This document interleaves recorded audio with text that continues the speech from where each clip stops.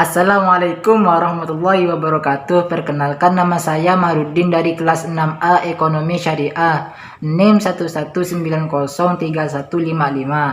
Di sini saya akan menjelaskan hubungan antara struktur dan kinerja industri. Pendahuluan. Banyak pendekatan yang digunakan oleh para ahli ekonomi industri, perilaku, dan kinerja pasar yang masing-masing pendekatan tersebut memiliki polanya sendiri di dalam mempelajari hubungan keterkaitan perilaku industri sehingga mewarnai perbedaan dalam struktur analisis yang telah mereka lakukan.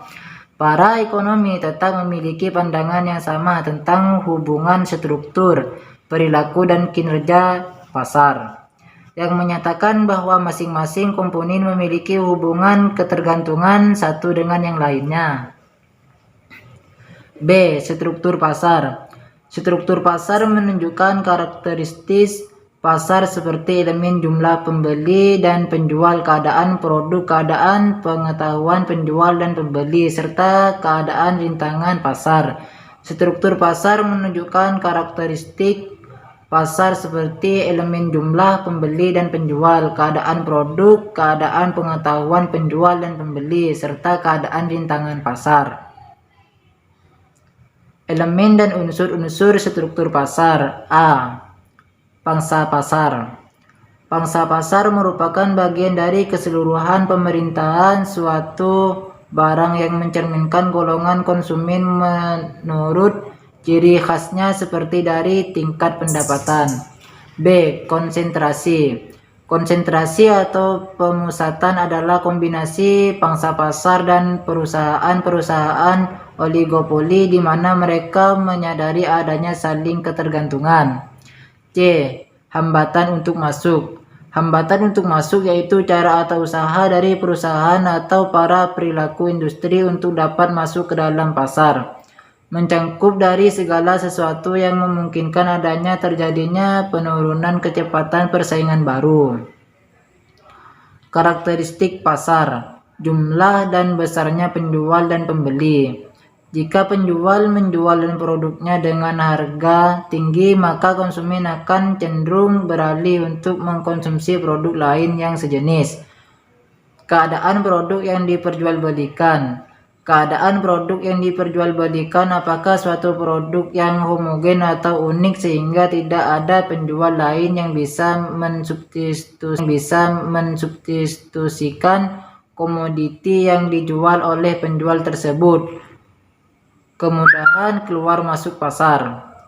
Harus bisa membandingkan dalam hal perusahaan pendapatan keuntungan ekonomis apakah perusahaan memiliki kemudahan dalam keluar masuk pasar atau sebaliknya pada saat tidak tercapainya keuntungan normal. Pengetahuan konsumen. Pengetahuan konsumen terhadap harga, struktur, dan biaya produksi apakah terdapat informasi harga yang wajar bagi konsumen atau sebaliknya tidak ada informasi harga yang memadai. Bentuk-bentuk struktur pasar. Persaingan sempurna. Dikatakan sempurna karena di dalam pasar penjual dan sama-sama menjual barang sejenis dan tidak ada persaingan harga di dalamnya, serta para penjual dapat bebas keluar masuk pasar karena di dalam pasar persaingan sempurna tidak ada penghalang. Pasar monopoli.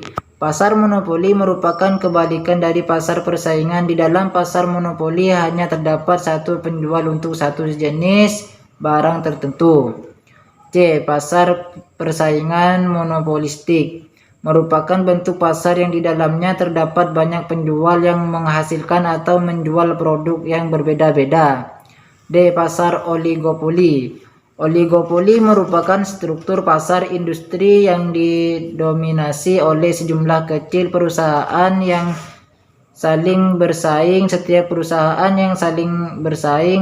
perusahaan memiliki kekuatan yang besar untuk mempengaruhi harga pasar. Perilaku pasar. Perilaku industri sebagai pola tanggapan dan penyesuaian suatu industri di dalam pasar untuk mencapai sebuah tujuan dapat diartikan bahwa perilaku industri adalah analisis tingkah laku serta penerapan yang digunakan oleh perusahaan dalam suatu industri untuk merebut pangsa pasar dan mengalahkan persaingan yang telah kembangkan para ahli ekonomi setiap industri. Masing-masing tindakan yang dijalankan oleh setiap perusahaan industri memiliki ciri-ciri khusus tersendiri, sehingga hal ini mewarnai perbedaan strategi yang dijalankan setiap perusahaan industri guna melakukan penetrasi pasar. Setiap persaingan yang berbeda di dalam pasar yang berstruktur oligopoli pada dasarnya memiliki dua pilihan untuk berkolusi secara formal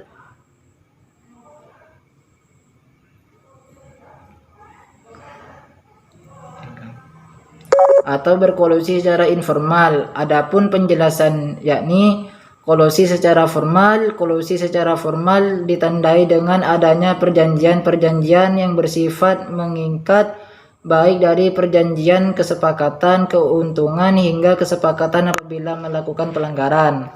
Kolusi secara informal. Kolusi ini sering disebut dengan taktik kulation, di mana anggota dalam persekutuan tidak saling mengenal dan tidak dapat berjanjian di dalamnya, sehingga lebih bersifat bersekutu secara diam-diam, menciptakan situasi aman bagi masing-masing pesaing yang terdapat di dalam pasar.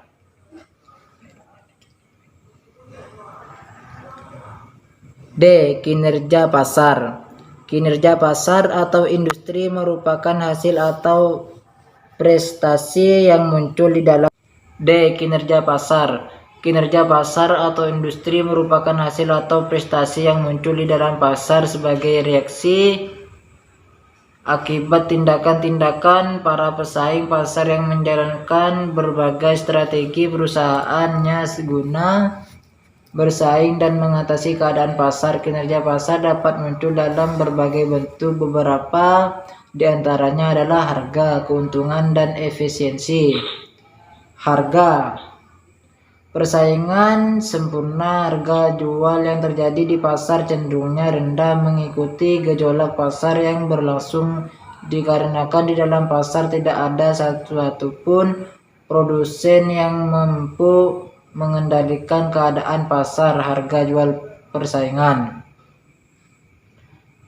Keuntungan. Persaingan sempurna. Keuntungan diterima oleh setiap pesaing di dalam pasar merupakan keuntungan normal. Pesaing monopoli produsen berproduksi pada tingkat harga melebihi rata-rata pada rentangan wilayah kurva biaya rata-rata yang sedang menurun, sehingga monopoli memperoleh keuntungan yang supernormal. Efisiensi.